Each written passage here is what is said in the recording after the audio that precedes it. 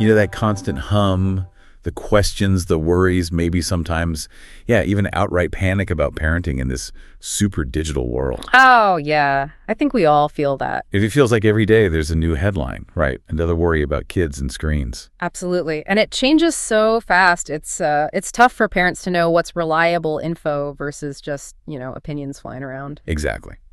So today we're doing a deep dive. We're going into some really insightful research-backed stuff on parenting in the digital age. Mm-hmm. We're pulling directly from Professor Jacqueline Nessie's brilliant work, her Substack newsletter, Technosapiens. Fantastic resource. Totally. Our mission here is basically to pull out the most important nuggets, the key insights from her work, and give you a shortcut, kind of, to getting well-informed on this really critical topic. Yeah. So let's get into it. Okay. So a really key thing Nessie stresses right away is grounding all this advice in understanding adolescence itself. Right. The teen years. Yeah, roughly ages 10 to 20. We often think of it as just difficult, challenging. Yeah, storm and stress idea. Exactly. But Nessie's research, and she builds on others like the UCLA Center for the Developing Adolescent, she reframes it. She says these years are actually this unique time of super fast growth, learning, development. It's a huge opportunity, actually, for adults to help shape who teens become. That's such an important shift in perspective. Not just getting through it, but seeing the opportunity. Right. It's about working with their developmental needs, not, fighting against them. And she lays out 6 key scientific needs for teens. That sounds like a really useful framework for parents. It really is. So first up is exploration and risk-taking. Okay. Teen brains are just wired for excitement, for novelty. So the idea is we should encourage healthy risks. Like what kind of healthy risks? Well, trying a new sport, maybe taking a tougher class at school, or, using their voice online or offline to stand up for something they believe in, things that feel a bit challenging but are ultimately constructive. Got it. Okay, what's next? That leads nicely into the need for meaning and purpose through contribution. As teens develop more empathy, they become really capable of helping others. Mm-hmm. And this can be simple stuff, like supporting a friend who's having a hard time, maybe online, doing chores at home without being nagged, or getting involved in, say, student government or volunteering. It helps them feel like they matter. Right, like their actions have impact. That makes sense. Number 3. Decision-making and emotional regulation. And, we all know teens feel things so strongly. Oh, yeah. The highs are high, the lows are low. Totally. Whether it's excitement over some new trend or just intense frustration about something feeling unfair. So Nessie really highlights teaching them to recognize and manage those big feelings. How do you do that? Equipping them with healthy coping skills, things like distraction techniques, mindfulness, maybe just listening to music, self-care routines. And crucially, we have to model that stuff ourselves. Yeah, that's always the hard part, isn't it? Okay, what else? Then there's support from parents and other caring adults.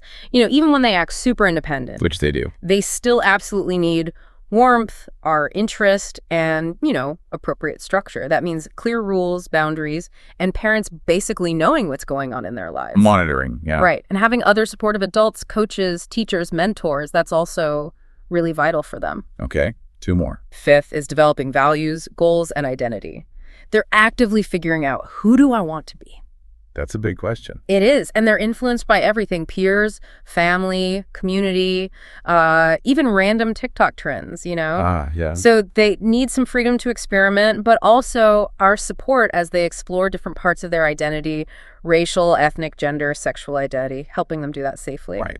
And the last one. Finally, respect and social status. Teen brains become hyper aware of social standing during these years. Oh. So providing healthy ways for them to gain respect, maybe their school achievements, extracurriculars, or just by treating them like competent people whose opinions actually matter, that's incredibly important for their self-worth. Wow. Okay. So understanding those 6 needs really does change how you might approach things. But how does this translate to, the everyday screen time arguments? Well, Nessie says it starts by rethinking what we mean by discipline. Okay.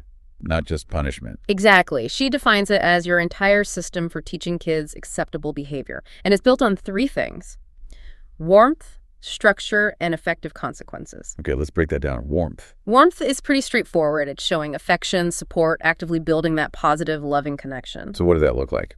For little kids, maybe it's dedicated special playtime. For older kids, maybe a movie night or, I don't know, even making a silly TikTok together. Right. These moments, she calls them deposits in the bank. They build trust. I like that. Okay, and structure. Structure means having consistent, predictable limits, rules, and expectations, and being really clear and specific. So not just less screen time. Right. More like, okay, you can play Minecraft for 30 minutes on weekdays, but only after homework's done, and it has to be before 8 p.m., something concrete. And for older kids, she suggests actually involving them in setting the rules, makes them feel more ownership. It's kind of firm but flexible. You need to know your absolute deal breakers versus the things you'd prefer they didn't do but might negotiate on. Okay, warmth, structure, and consequences. Yeah. This ties into that learning theory, right? Exactly. Operant conditioning. Sounds technical, but the basic idea, going way back, is super simple. Behaviors followed by a good outcome are more likely to happen again. And ones followed by a bad outcome. Less likely. Precisely. Understanding this is key to guiding kids' behavior online or off. So Nessie breaks down the types of consequences. Yeah, there are 4 main types. First is positive reinforcement. Adding something good. Like maybe giving some extra screen time because they finished their chores early without being asked. Okay. Rewarding good behavior. Then negative reinforcement, taking away something bad or annoying, like maybe lifting a screen time restriction for a bit because they clean their room proactively. You're removing a negative rule. Right. Then there's punishment. Yeah. Positive punishment is adding something bad. So if they posted something inappropriate, you might add a new rule, like they now need permission before posting anything on TikTok. Adding a restriction. And negative punishment is taking away something good. This is probably the most common one parents use, like taking away their phone for the rest of the day because they broke a screen time rule. Okay, that makes sense. But Nessie points out a common mistake, right? Yes, a huge one. Sometimes our attention, even if we're scolding or lecturing them, can actually act as positive reinforcement for younger kids. They crave the attention, good or bad. Oh, interesting. So yelling might accidentally encourage the behavior. It can, yeah. And also giving in when they escalate, like having a huge tantrum over the iPad and you finally just give it back to make it stop, that reinforces the tantrum itself. Ugh, been there. We all have. And related to that, she talks about something called the extinction burst. The what now? Extinction burst. It means when you start consistently ignoring an unwanted behavior that used to get attention, like whining, expect it to get worse for a bit before it gets better. Worse. Oh, great. I know, but it's actually a sign it might be working. They're trying harder to get the old reaction. Knowing this helps you stay consistent and not give in right when it feels toughest. Okay, that's actually really helpful to know. It explains a lot about those after-screen meltdowns too, doesn't it? Why do kids flip out so much when it's time to turn things off? Nessie's research points to a few key reasons. I mean, first off, it's just hard to stop doing fun things, right?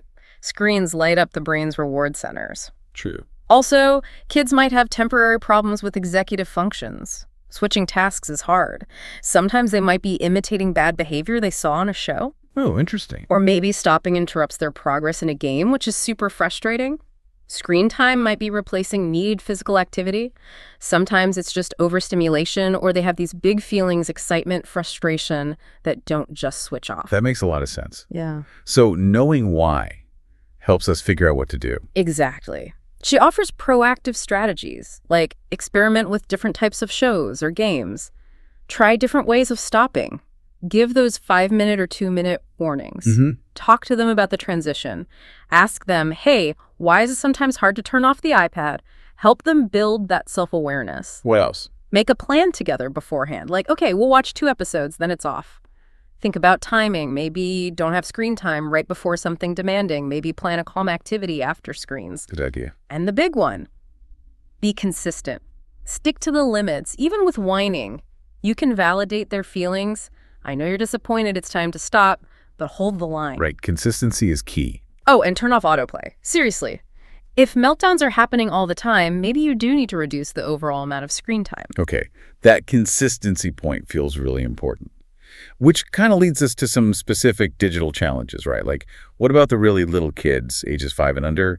The guidelines seem super strict. They are pretty strict. The AAP and WHO say basically no screens under 18 months except video chat, then 18-24 month only co-viewing educational stuff, and 2-5 years, an hour or less of high-quality programming. But the reality is often different. Very different.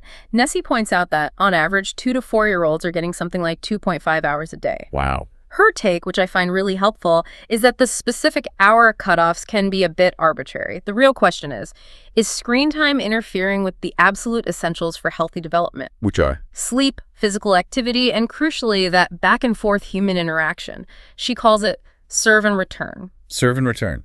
Like tennis. Kind of. Imagine a baby babbles or points. The parent serves back by responding, naming the objects, making eye contact. That responsive interaction is fundamental for brain development.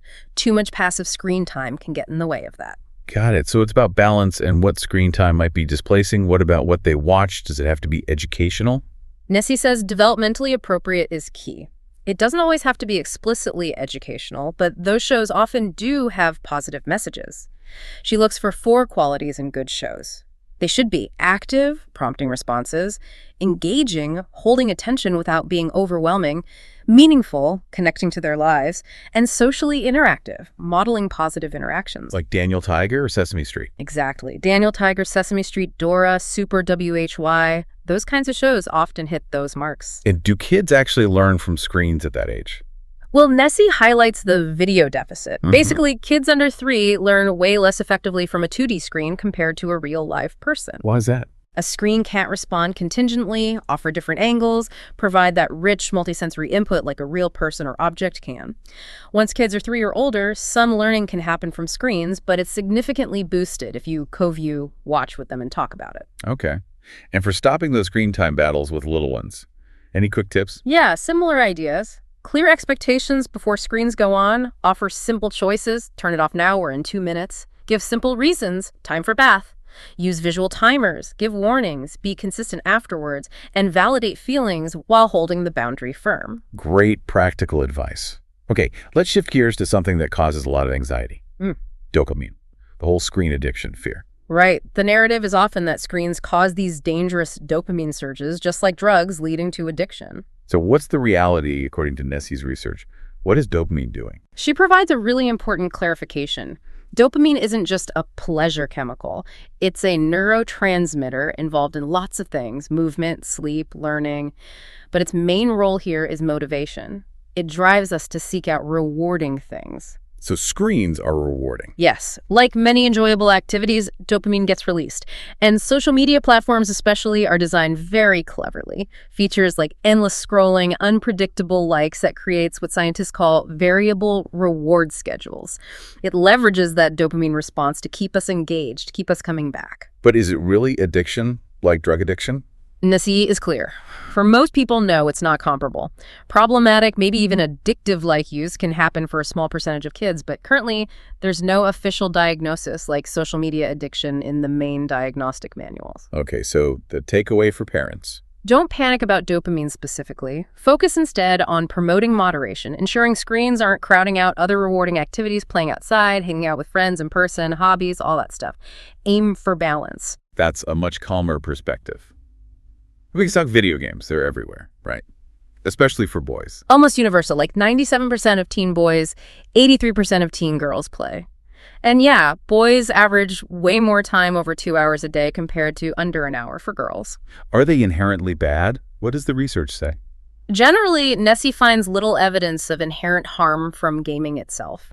In fact, there are some cognitive benefits linked to certain types of games, things like better working memory, faster reaction times, improved attention skills. And socially. They can be a really important social space, particularly for boys, a way to connect, cooperate, compete with friends. But the big question is always, when is it too much? Yeah, and Nessie brings it back to that key question. What are the games replacing? Right. If gaming is consistently pushing out sleep, homework, physical activity, face-to-face socializing, that's when you need to be concerned. What about actual gaming disorder? Is that a real thing? It is. It's characterized by things like losing control over gaming, giving it increasing priority over everything else, and continuing to game despite negative consequences. It affects maybe 1 to 9% of teens. If you're seriously worried about that pattern, seeking professional advice is the way to go. Okay. And the elephant in the room. Violent video games. Are they dangerous? The debate is so heated. It is. Nessie presents a nuanced view based on the bulk of research. Studies do show small, short-term increases in aggressive thoughts, feelings, and maybe behaviors right after playing. Okay, small and short term. Right. But there's very little evidence linking violent game playing to long-term serious violence or criminal behavior. That connection is often overstated in the media. So how should parents handle violent games then? Nessie gives 5 key pieces of advice. 1, know the research, understand the nuance, the short-term versus long-term findings. 2, know your child, how's their temperament, who are their friends. 3, know the games, actually play with them or watch, check ratings on sites like Common Sense Media. 4, talk about it. Discuss your family values, your concerns about the content. And 5, set flexible limits. Use that collaborative, autonomy-supportive approach. Involve them in setting boundaries around what they play and when. That seems really balanced. Okay, one more big debate area. Phones in schools. Why are schools considering bans? Well, the reasons are pretty clear. Worries about distraction, interfering with learning, potential negative impacts on social skills like less face-to-face interaction, cyberbullying concerns, and general worries about mental health. And what does the research say? Are phones actually distracting? Oh, yeah. The research is pretty solid on that. Smartphones are distracting. Even just having one nearby, even if it's off, can impact attention and performance on cognitive tasks. Okay, so they're distracting. But do bans actually work? Does banning phones improve things? That's where the evidence gets a bit more mixed, according to Nessie. Some studies, like one in England, found small but significant improvements in test scores after bans, especially for lower achieving students. Okay, so some positive effect there. But other studies, in places like Norway and Sweden, found minimal or no impact overall, or maybe effects only for certain student groups. So it's not a simple bans work or bans don't work. Exactly. Nessie suggests that limiting phone use during the school day makes logical sense to reduce distraction. But the details really matter. How is the ban enforced? Do teachers have support? It's not a magic bullet. Right. A phone ban isn't going to solve the entire youth mental health crisis on its own. Precisely. There are many factors involved in student well-being at school, and phones are just one piece of a much larger puzzle. Okay, this is all incredibly helpful context. Let's pivot now to some really practical tools. Yeah. The number one question I hear is, when is the right age to get a kid a smartphone? And Ness's answer, maybe frustratingly for some, is there's no single right age. Huh, yeah, I figured. Her general advice, based on the evidence of potential interference with social skills and academics, especially for younger teens, is to wait if you can. Delaying is often beneficial. But how do you know if your kid is ready? She offers a great framework called the 4 R's to help parents think it through. Okay, what are they? Responsibility. Does your child generally show responsibility in other areas of their life? Do they understand what it means to be responsible with a device? Rules. Do they understand the rules you'll set and why those rules exist? Risks. Do they have a basic understanding of potential online risks, like privacy issues or cyberbullying? And reasons. What are their actual reasons for wanting a phone? Is it genuine need or just peer pressure? Right, it's a really useful checklist. What if you decide they're not ready for a smartphone, or you just want alternatives? Nessie mentioned several options. There are basic phones, yeah. Flip phones still exist. Wow. There are also these minimalist, kid-friendly smartphones like Gab, Pinwheel, or Bark phones, which have limited functionality. And smartwatches can be a good intermediate step, too, allowing calls and texts with approved contacts, but no internet browser or apps. Okay, good options. So let's say they have the phone. Now, boundaries and parental controls. Nessie has some specific rules she recommends. Yes, some really actionable ones. First and foremost, no phone in the bedroom, especially at night. Sleep is just too important. Absolutely critical. Second, establish at least one other phone-free zone or time, maybe family meals, maybe car rides. Oh. Third, require permission before downloading new apps or making in-app purchases. Avoid surprise bills. Fourth, talk constantly about using good judgment, being kind online, choosing positive content, thinking before they post. And fifth, a simple one. They need to respond to texts or calls from parents reasonably promptly. That seems fair. What about the technical side parental controls? Are they effective? Nessie has a great analogy. Parental controls are like a gate, not a wall. A gate, not a wall. I like that. Yeah. They're useful for slowing kids down, creating barriers, making it harder to access inappropriate stuff or spend too much time. But they're not foolproof. Determined kids can often find workarounds. So don't just set them and forget them. Definitely not. The crucial thing Nessie emphasizes is that setting controls needs to be an ongoing conversation. Sit down with your child, explain why you're setting certain limits, listen to their perspective, and adjust the controls together as they get older and show more responsibility. Can you give some examples of the kinds of controls available? Sure. On Instagram, for instance, teen accounts default to private now, and there are restrictions on who can message them. Parents can use the supervision tools to see who they follow and who follows them, who they message, not the content, and set daily time limits. Okay. What about TikTok? TikTok has different settings for younger teens, 13 to 15, versus older ones, 16, 17, regarding things like direct messages and comments. They also have family pairing, which lets a parent link their account to manage settings, including screen time. And Snapchat. Seems like a tricky one. Snapchat also has settings to limit contact from strangers for teens. Their Family Center lets parents see their child's friends list and who they've messaged recently.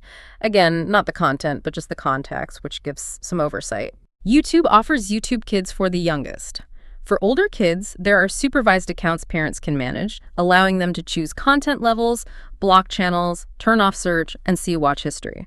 There's also a general restricted mode filter. And then just the phone's operating system itself. Right. Both Android with Google Family Link and iOS with Apple Family Sharing and Screen Time have built-in tools. You can set time limits for specific apps or overall usage, approve app downloads, track location, and filter web content. So many tools. Lots of tools. But the key, as Nessie stresses again and again, is that the technology is only part of it. The conversations, the warmth, the structure, that's the foundation. Wow. We have really covered a huge amount of ground today. It's incredible how much insight is packed into Professor Nessie's Technosapiens work, from understanding how teens tick to these really concrete strategies for screens. Absolutely. It really underscores that idea of evidence-based parenting. Nessie often talks about it like a three-legged stool. Oh. Yeah. The research, like everything we've discussed today, that's one crucial leg. But the other two legs are just as important. Your own unique expertise as a parent who knows your child best, and your child's individual characteristics, their temperament, their strengths, their challenges. So the science gives us direction, but we still need to use our judgment. Exactly. The research provides the map, maybe, but you are the one driving, adapting to the specific terrain of your family and your child. Your informed judgment makes it work. That's a really empowering way to think about it. It leads to a final thought, maybe, for everyone listening. Yeah, perhaps something to mull over. In this world where digital tech just keeps changing so fast, how can you shift from just reacting to the latest crisis or headline? How can you proactively take these kinds of evidence-based insights we've talked about and use them to really shape a digital environment at home that doesn't just help your kids survive, but actually helps them thrive?